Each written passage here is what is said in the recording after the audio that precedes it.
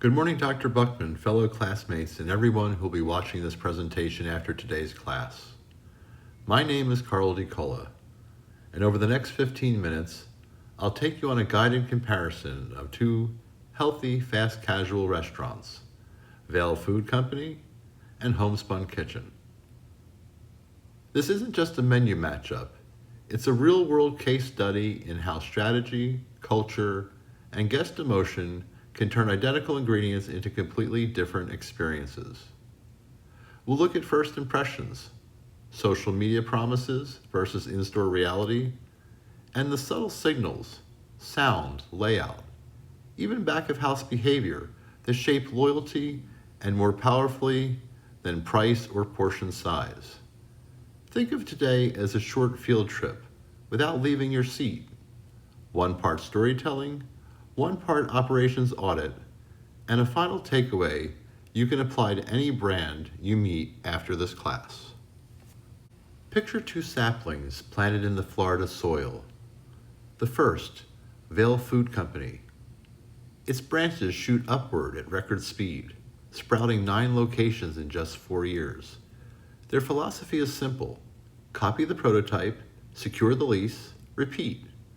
Growth is a numbers game measured in rooftops, ribbon cuttings, and franchise inquiries. Now picture the second sapling, Homespun Kitchen. Instead of racing towards the sky, it pushes roots deep into the local community. 2 stores, both within the same county, each one treated like a flagship. Profits are reinvested in staff development, menu refinement, and small touches that make the dining room feel like a neighborhood living room. So we begin with the fundamental fork in the road. Vale pursues breadth, expansion as proof of concept. Homespun pursues depth, experience as proof of value. Identical ingredients, but 2 radically different definitions of success.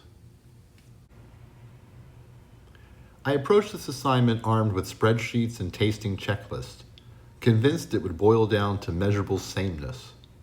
Price per ounce, calorie counts, protein ratios. I expected to confirm the fast casual bowls are interchangeable commodities dressed in different logos. But the moment I crossed each threshold, the data blurred and a narrative stepped forward. At Vale, the air felt energized for velocity, every element shouting efficiency. At Homespun, time seemed to slow, conversations replaced cadence, and the atmosphere invited me to stay. That shift from metrics to emotion forced me to rethink what truly differentiates brands competing in the same lane. So, I swapped my tasting spoon for a reporter's notebook and began collecting sensory details, staff interactions, and guest cues. What you'll see next isn't a chart of sodium levels. It's a story of how 2 companies translate identical raw materials into entirely different human experiences. To tell that story right, I had to step into their world, not as a student, not as a critic, but simply as a guest. No clipboard, no checklist, just curiosity and the willingness to notice what most people overlook. As we play this real-time side-by-side walkthrough, Vale on the left, Homespun on the right, watch what the guest sees and doesn't see.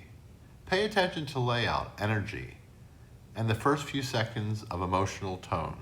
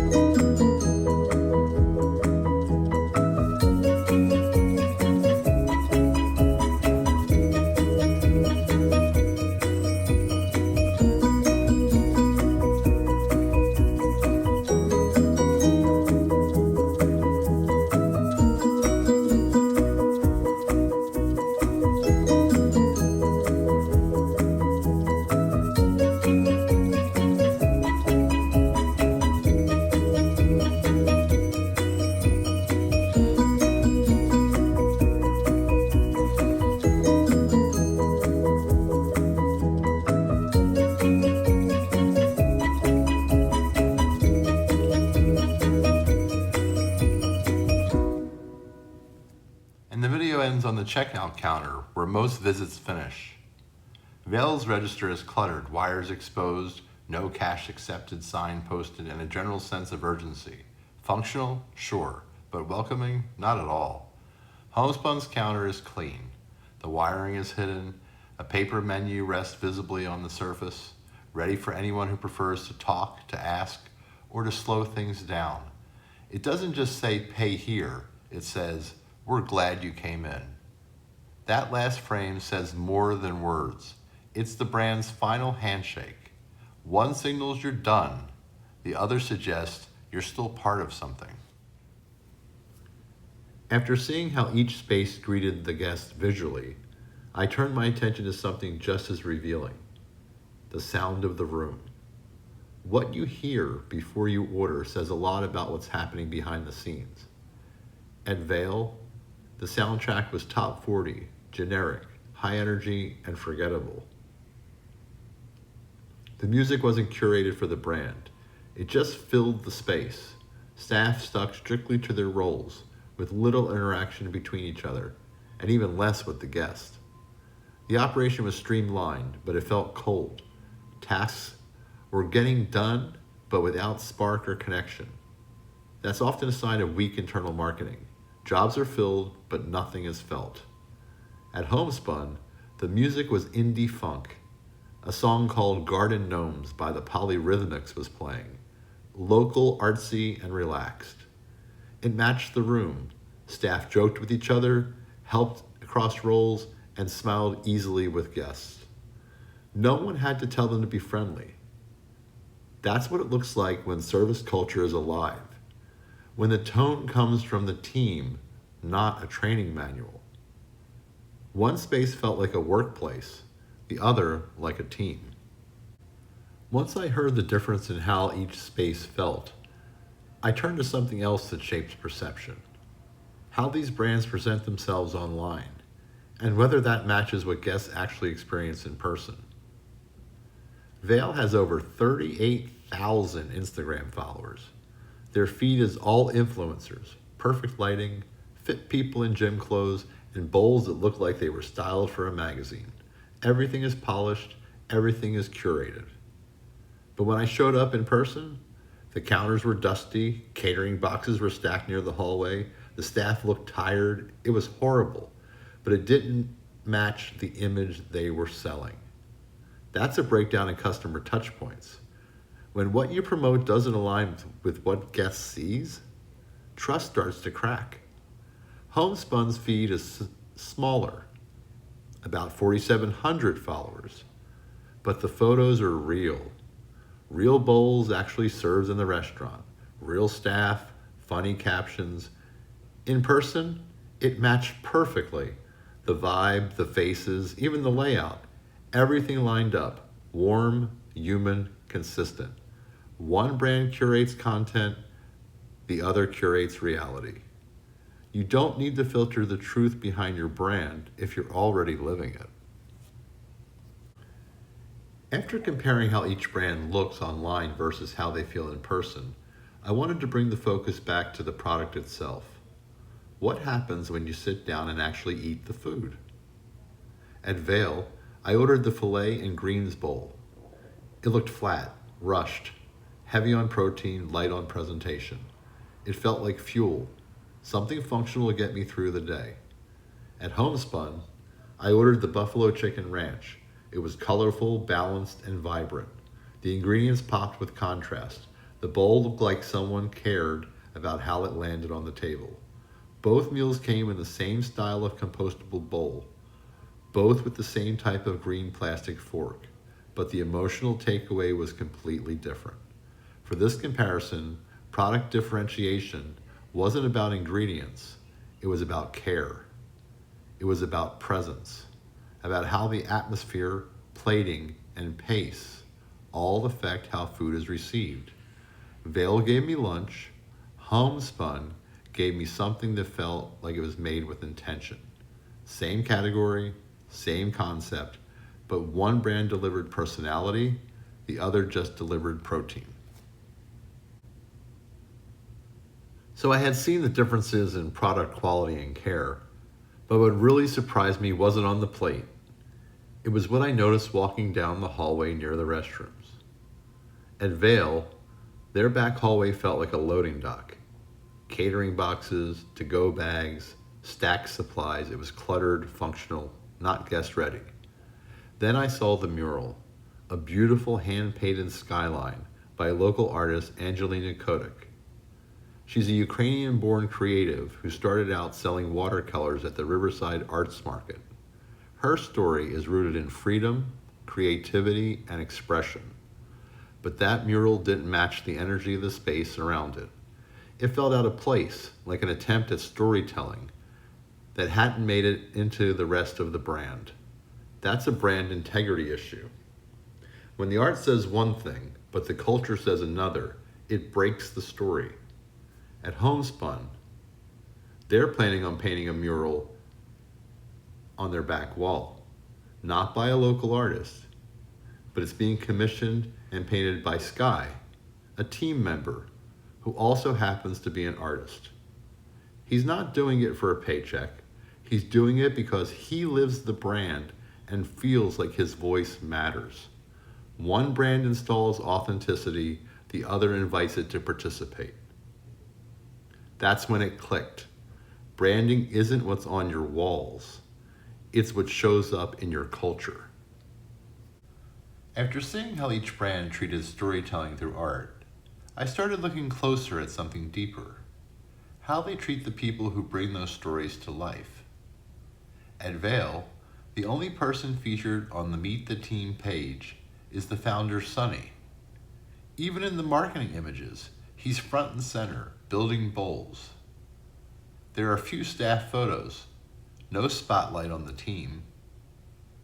That alone signals a top-down brand culture. During my visit, the staff were polite but distant. Each person stayed in their roles.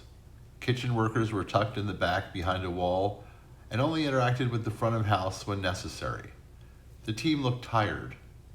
One employee, Malaysia, was working hard, but had no opportunity to engage beyond her task. The entire space felt divided, physically and culturally. From the customer side, I saw food behind glass, then staff behind counters, then cooks behind pass-throughs. No connection, just layers. Spun was different. As mentioned earlier, Sky isn't just painting a mural. He also resets tables, washes dishes, greets guests, and works the register. His creativity is visible on the walls and in the energy of the team. It's all connected. He told me he's been there for 2 years and feels respected for more than just his labor. The owner invites him to contribute as an artist, not just as an employee. That's what participation looks like. The hiring language reflects it. On Instagram, Spun says, "Want to be part of a fun crew?" On their website, it says, "Join a team where your voice is heard, where working in the restaurant industry can be rewarding and fun." Vale's process? It feels like a formality. Resume submissions, policy language, formal tone. It works for structure, but it doesn't build culture. Some brands hire to fill positions, others hire to build teams. At Vale, the product leads. At Spun, the people do.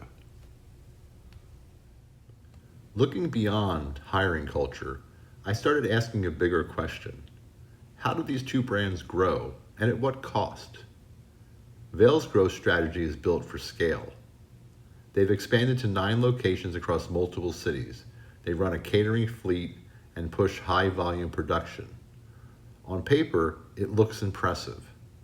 But that kind of growth brings pressure on systems, on staff, on quality. With more units comes more complexity, more training gaps, and more inconsistency. Growth doesn't come cheap. Spun tried a 3rd location, but when service quality dropped, they pulled back. They didn't spin it as a win. They acknowledged it, adjusted, and focused back on the core. That's not failure, That's leadership. With just 2 locations, Homespun is focused on sustainability over speed. They refine, they improve, they reinvest. Profitability here isn't about volume, it's about control. One brand is chasing expansion, the other is protecting the guest experience.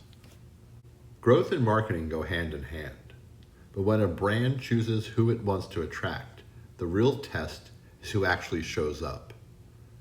Vale's digital brand is crystal clear. Their Instagram targets a very specific demographic: young, fit, tech-savvy, and social media focused. Their content is optimized for that segment. Influencers, gym aesthetics, perfect angles. But when I visited, that's not what I saw. I saw solo professionals on lunch break, DoorDash drivers waiting for pickups. The crowd was fast-moving, practical, disconnected from the lifestyle that they advertise. That's not just a miss in look, that's a behavioral mismatch. The values they promote online don't match the reality on the ground. Homespun, on the other hand, doesn't force an identity, they reflect one. I saw families with kids, couples sharing smoothies, solo diners reading books. People stayed, they talked, they engaged. Their guest base matched both the demographic and the behavior the brand promises. One brand targets with a filter, the other reflects what's already true. Once I saw the difference in who the brand attracts, I looked at how they keep people coming back and what kind of loyalty they actually build. Vale pushes loyalty hard. QR codes on the window, app download signs at the counter. Within 24 hours of my visit, I had received 6 notifications: $5 credit, points reminder, catering promo, a BOGO deal, and 2 limited time offers. That's transactional loyalty. Their goal is to stay in your phone, not your memory. One post even offered a free cookie in exchange for a 5-star review. Homespun doesn't chase loyalty with gimmicks. Their rewards program is simple, a modest point system. But what they rely on is its relationship marketing. Consistency, kindness, recognition, quality. I wasn't rewarded with discounts. I was remembered as a guest. Greeted like a regular on my second visit. That leaves a stronger impression than any coupon ever could. One brand earns repeat visits with incentives, while the other earns them with trust. Brand loyalty doesn't begin with the app. It begins with the experience. So I took a step back and looked at the overall atmosphere, what it felt like to be there. Both brands were clean, professional, and efficient, but only one made me feel something. At Vale, the systems worked. Orders flowed, staff hit their marks, but the energy in the room was cold. The layout told me where to stand, where to walk, where to pay, and how to feel. There was no emotional connection, no spark, just roles being performed, one after another. At Homespun, it was different. The space felt alive. Music played, staff smiled. People jumped between roles to help each other. I saw laughter, rhythm, and the kind of warmth that can't be faked. That's where brand loyalty really starts. Not with effort alone, but with emotional connection. One brand runs a system, the other runs a culture. For this marketing project, I thought I was just comparing 2 restaurants. Same bowls, same forks, but this turned into something else. It became a case study in customer-centered marketing, because the difference wasn't in the ingredients, it was in how I felt. Vale served me a product. Homespun gave me a story. And somewhere along the way, I stopped observing and started participating. I wasn't just taking notes, I was inside the experience. That's the power of marketing as storytelling. When a brand doesn't just tell you what they do, and they show you who they are. That's what this project did. It changed how I look at hospitality, but more importantly, it helped me realize what kind of professional I want to become. This wasn't just lunch, it was a turning point. Thank you all for taking the time to experience this with me. Whether you worked in hospitality or just dined in its spaces, I hope this comparison gave you something to reflect on. And a special thank you to Dr. Buckman for challenging us to look beyond the product and into the people and the purpose behind it. This course didn't just teach me how to market food. It taught me how to read a brand, how to sense alignment, and how to recognize when a business is truly built on hospitality.